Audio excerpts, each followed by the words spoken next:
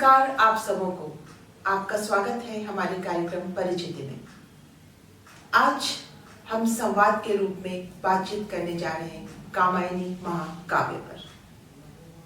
हिमगिरी के उत्तुंग शिखर पर बैठ शिला की शीतल छांव एक पुरुष भीगे नयनों से देख रहा था प्रलय प्रवाह। नीचे जल था, ऊपर हिम था, एक तरल था एक सघन, एक तत्व की ही प्रधानता, कहो उसे जड़ या चेतन।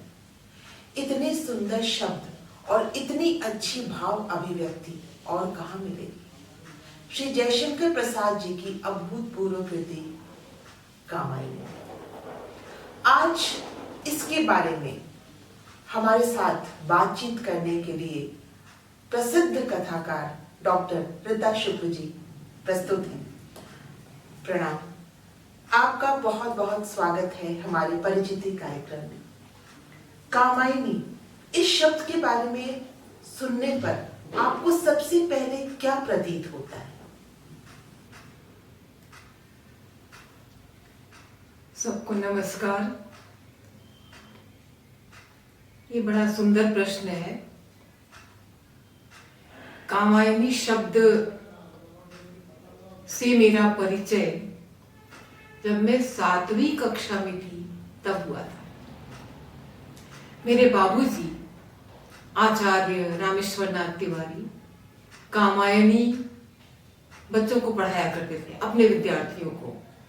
मैं बहुत छोटी थी और मैं जाकर चुपचाप पीछे बैठकर सुनती रहती थी क्या है कामायनी। और धीरे धीरे धीरे ये शब्द मेरी आत्मा में रचता बसता चला गया और इस शब्द से जुड़ने के बाद और इस पूरी रचना से जुड़ने के बाद मुझे ऐसा प्रतीत हुआ कि छायावाद की यह अकेली कृति पूरे हिंदी साहित्य, पूरे हिंदी वांग्मय का एक बहुत बड़ा रत्न है। कामायनी शब्द का अर्थ होता है काम, प्रेम से भरा हुआ, प्रेम का गर्व। और यही कथा कामायनी में आगे बढ़ती है और जीवन के आनंद या जीवन की समरसता तक पहुंचती है। आपने सुना कामायनी शब्द की उत्पत्ति और उसके बारे में हमने बहुत सुंदर बातें जानी। मैं जानना चाहूंगी कि कामायनी में जो मुख्य पात्र हैं इड़ा, मनु और श्रद्धा, इनके विषय में हम जानकारी हासिल करें। हाँ बिल्कुल।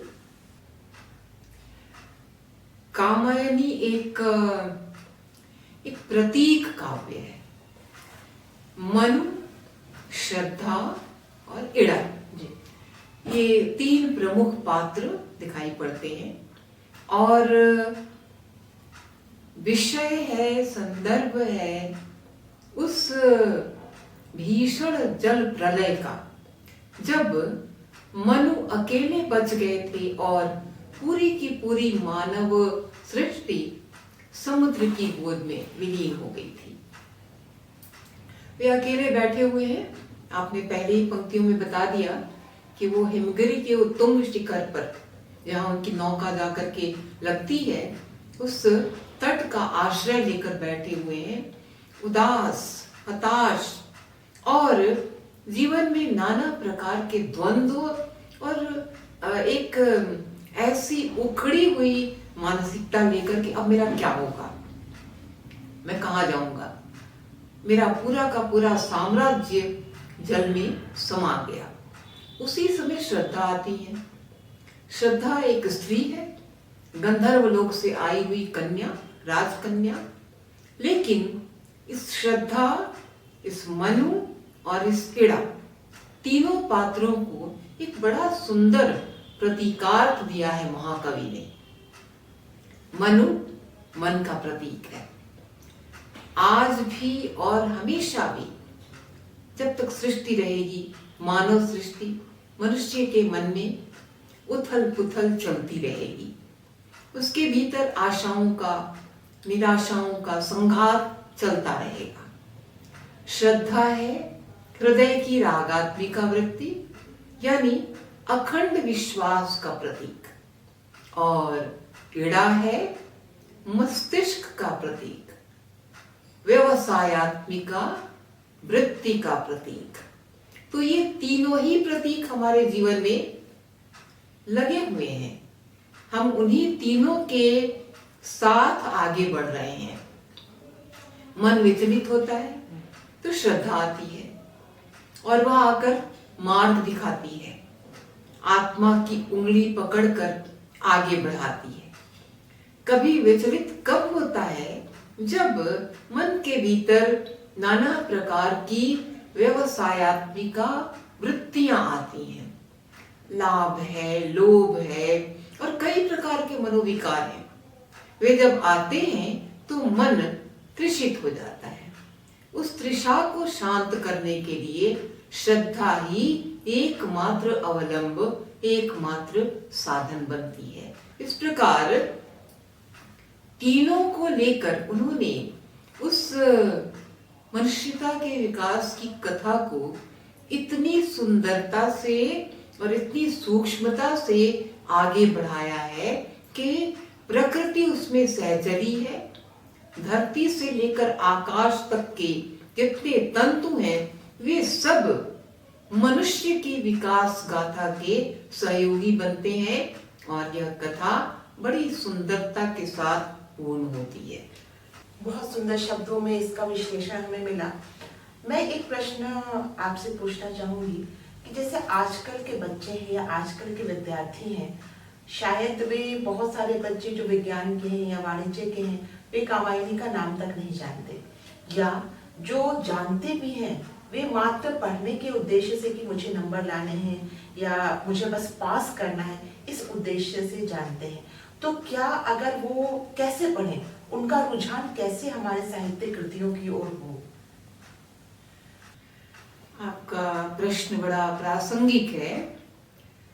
केवल बच्चों की बात नहीं है, हमारे बीच में साहित्य के प्रति एक जो उदासीनता है, एक जो बेरुखी है, ये पीड़ा देने वाली है।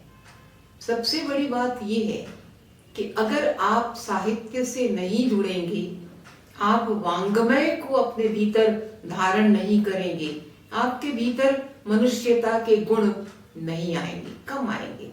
ये वांग्मय, विशेष करके हमारा भारतीय वांग्मय, वैदिक, औपनिषदिक और उसके बाद आज तक का, वो मनुष्यता के संस्कार देता है।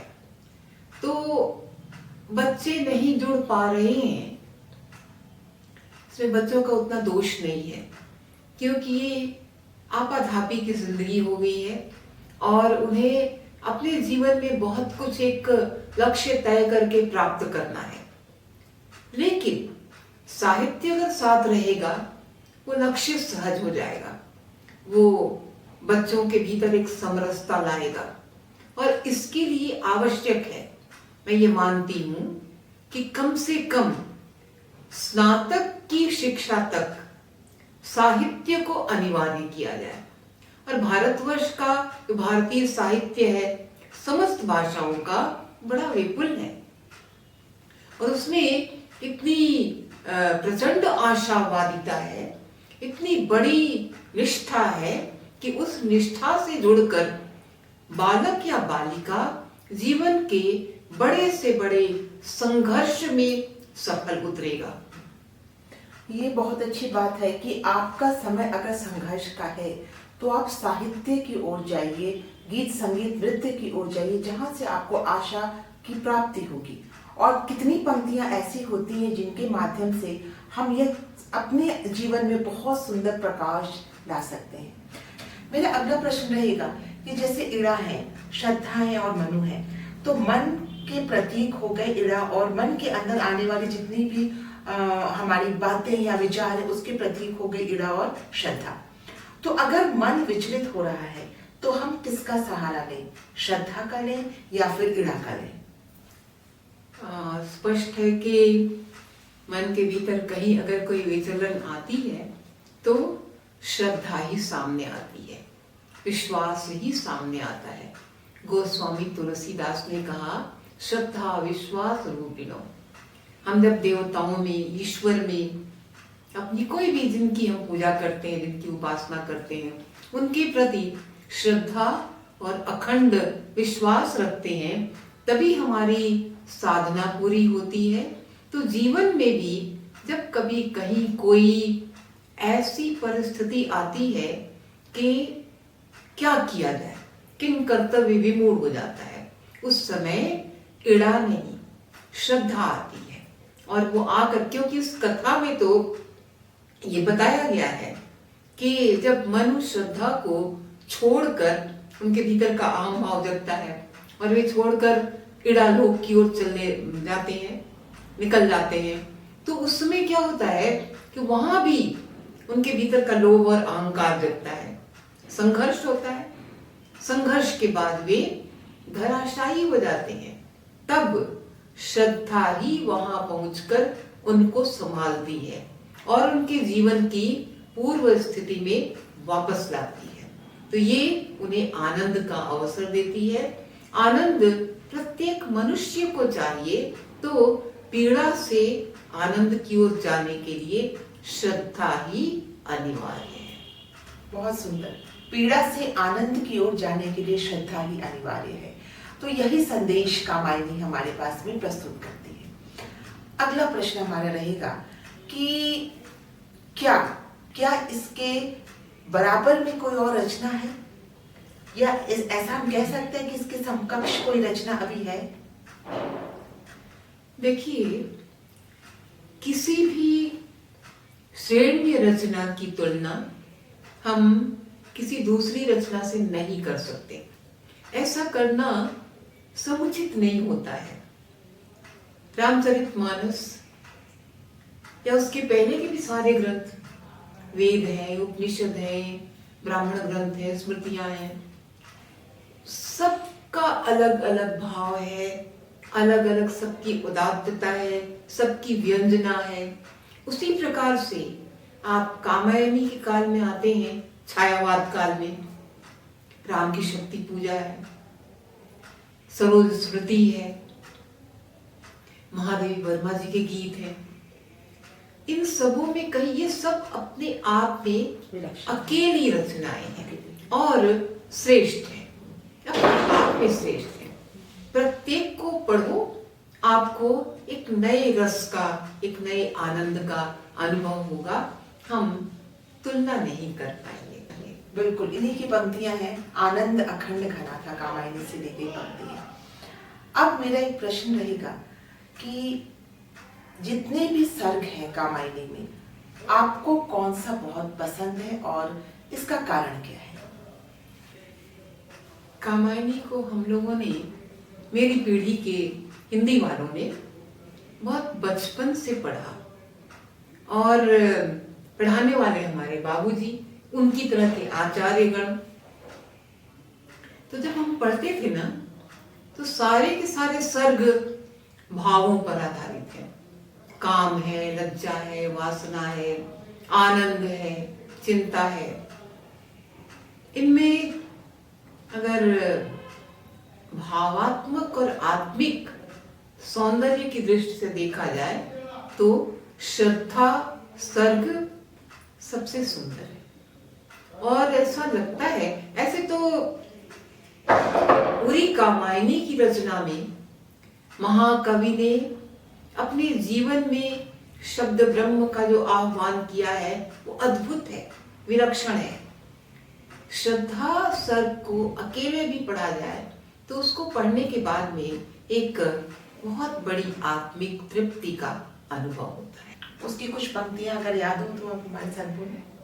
श्रद्धा एक नारी है, बाहरी सौंदर्य तो जो है, लेकिन आत्मिक सौंदर्य से भरी हुई। और उसके विषय में जब महाकवि कहते हैं, किसी व्यक्ति के मुंह से कहलवाते हैं, पर उनकी भावना है, नारी तुम केवल श्रद्धा हो, विश्वास रजत नव पगतल में, पीयूष स्रोत सी बहा करो, जीवन के सुंदर समतल में। ये पंक्तियां सुंदर है, अद्वितीय है। शाश्वत है। शाश्वत है। ये पंक्तियां शाश्वत है और हमने कितनी बार इसको पढ़ा है और आज जो आपने जिस तरीके से उसको गाया है वो बहुत सुंदर और बहुत अभूतपूर्व रहा। एक प्रश्न मेरा रहेगा कि अगर कोई व्यक्ति चाहता है कि वह इसे पढ़े और उसे समझ में बिल्कुल नहीं आ रहा कि किस तरीके से पढ़े या फिर कैसे उसको अपने अंदर, पढ़ना अलग बात है, उसे अपने अंदर आत्मसात करना अलग है, तो कैसी चेष्टा करे, कैसे करे कि वो कामायनी को थोड़ा भी समझ पाए। सबसे बड़ी बात तो ये है कि कामायनी के शब्दों को, उसके भाव को और उसकी एक एक पंक्ति को समझने के लिए एक रस स्पर्शी हृदय चाहिए और समझाने वाला निष्णात कोई ऐसा व्यक्ति चाहिए, गुरु चाहिए, जो उसके मर्म को, हर पंक्ति के मर्म को समझा सके। दुर्भाग्यवश लोग कुंजियां लेके बैठ जाते हैं, सामान्य अर्थ बता देते हैं, उसके भीतर छिपा हुआ जो शाश्वत वांग्मय संवाद है वो पीछे छूट जाता है। उसको समझने के लिए वैसा ही गहरा हृदय चाहिए, वैसी ही अनुभूति चाहिए और उसी प्रकार की एकाग्रता चाहिए कि आप एक एक पंक्ति में डूबे और तब जाने कि क्या लिखा वहां पर। कि एक शिष्य तभी पूर्ण होता है जब उसे एक अच्छे गुरु की प्राप्ति होती है और आज हमारा यह कार्यक्रम बिल्कुल इसी तरीके से चल रहा है। गुरु के मुख से इतनी सुंदर सुंदर बातें हम सुन रहे हैं। अब मेरा एक प्रश्न है कि कामायनी की रचना का उद्देश्य क्या था? इसका जो महत्व है वो हम जान चुके हैं और इतना विस्तार है इसमें कि एक क्षण में समझना मुश्किल है, लेकिन इसका उद्देश्य क्या था ये हम जरूर आपसे जानना चाहेंगे। एक बहुत बड़ा भाव बोध लेकर जयशंकर प्रसाद ने कामायनी की रचना की। मनुष्य के जीवन में जब कभी विशृंखलता आती है, प्रत्येक मनुष्य के जीवन में प्रलय के दृश्य आते हैं और जब आते हैं तब वो विचलित होता है। तब क्या करणीय होता है, क्या अकरणीय होता है और ये जीवन फिर कैसे समरस होता है, संतुलित होता है। भारतीय मनीषा का दर्शन क्या है और वो दर्शन हमारे ऋषियों का, हमारे आर्ष पुरुषों का बोध क्या कहता है, यह बताने के लिए कामायनी का जन्म हुआ है। अंतिम पंक्तियां जो इस पूरे महाकाव्य का निचोड़ कह सकते हैं, हम निष्कर्ष कह सकते हैं, जड़ और चेतन में भी समरसता होनी चाहिए। हम कभी अगर प्रकृति का विरोध करते हैं तो प्रकृति विरोध करती है, वो प्रतिशोध लेती है और उसके प्रतिशोध के कारण ही नाना प्रकार के प्राकृतिक कोप, नैसर्गिक कोप होते हैं। तो जब वो सब खत्म हो जाता है, जब हम जीवन जीना सीख लेते हैं, तब वास्तव में समरसता आती है और तब वो कहते हैं, महाकवि कहते हैं, समरस्थे जड़या चेतन सुंदर साकार बना था, चेतनता एक विरस्ती आनंद अखंड घना था। आनंद की परिभाषा है, सबको आनंद चाहिए और कामायनी वही आनंद देने वाली रचना है। कामायनी से एक अद्भुत अलौकिक आनंद की प्राप्ति होती है, यह तो बिल्कुल ही हमें समझ में आ रहा है और हमारे दर्शकों को भी आ रहा होगा। अब मैं एक यही काम, जैसे हमारे यहाँ जो शुभ संस्कार हम लोग काम करते हैं, हमारा यही उद्देश्य है अपनी जितनी भी साहित्यिक कृतियां हैं उनको गायन में और नृत्य में पिरोकर आप तक लाएं, ताकि जो करने वाला है वह भी अलौकिक आनंद को प्राप्त करे और जो देखने वाले दर्शक हैं वो भी अलौकिक आनंद को प्राप्त करें। यह बहुत, इसके हम लोग एपिसोड बनाएंगे, पर अब एक प्रश्न मैं आपसे परिचिति में करना चाहूंगी कि एक आपका बहुत सुंदर जो आपके मन को भाने वाला गीत है, आप कृपया उसे गुनगुनाएं और हमारे दर्शकों तक उसकी जो रस है उसकी अनुभूति। मैं संगीत विशारद नहीं हूँ, फिर भी हर व्यक्ति गायन वादन से मन ही मन जुड़ा होता है और बहुत सारी पंक्तियां ऐसी होती हैं जो अपने भीतर गुनगुनाता है। तो आप ये समझ लें कि मैं अपने आप के लिए गुनगुना रही हूँ।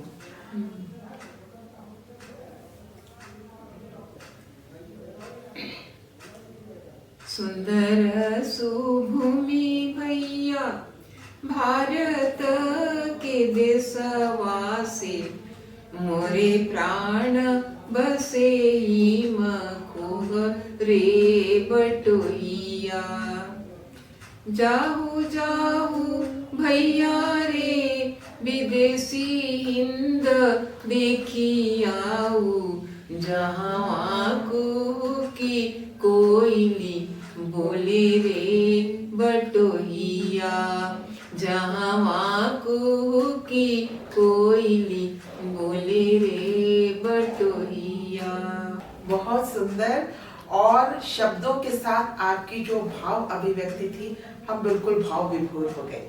तो परिचिति का आज का हमारा पहला कार्यक्रम, पहली प्रस्तुति आपको कैसी लगी जरूर हमें कमेंट करके बताइएगा।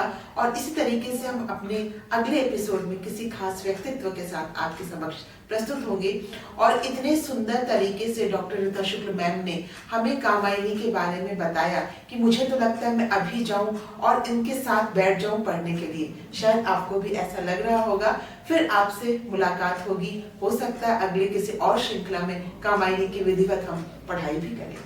तो बहुत बहुत धन्यवाद आपका हमसे जुड़ने के लिए। नमस्कार। नमस्कार।